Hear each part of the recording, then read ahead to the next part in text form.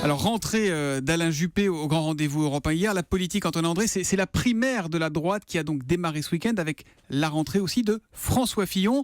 Cette fois, la campagne des primaires est lancée. Antonin, on s'attendait à ce que ce soit musclé, mais honnêtement, peut-être pas quand même à un tel niveau de violence. Oui, la violence qui est l'arme des faibles, et la rentrée de François Fillon en est la parfaite illustration. L'ancien Premier ministre tape direct en dessous de la ceinture. Il a évoqué la mise en examen de Nicolas Sarkozy, un candidat aux solutions stupides et imbéciles. Contrairement à ce qu'il proclame, François Fillon, on peut le dire, a perdu ses nerfs. Pourquoi ? Parce qu'il est faible, donné 4e dans les sondages derrière Bruno Le Maire. Il est en état d'asphyxie politique. Il ne faut pas oublier que son itinéraire, il l'a construit dans le sillage, au service de Nicolas Sarkozy comme Premier ministre.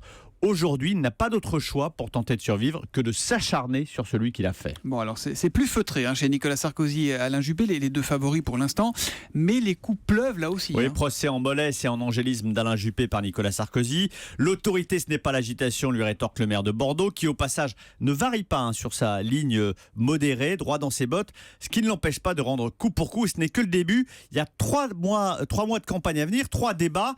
Alors l'une des raisons de ce déchaînement, c'est l'incertitude du vote. Le dernier sondage Chaufferesse donne Nicolas Sarkozy et Alain Juppé au coude à coude 34% chacun. Et donc cette violence peut avoir des conséquences pour la suite. Elle peut laisser des traces. Le risque, c'est que ça dégénère, que les entourages se mettent à castagner à leur tour. On peut déjà affirmer que la primaire du PS de 2011 avec Martine Aubry et sa célèbre Maxime quand c'est flou, il y a un loup, était du niveau des bisounours. Or, une primaire, c'est censé enclencher une dynamique, donner de l'élan au vainqueur, pas lui tailler un costard et lui rectifier le portrait.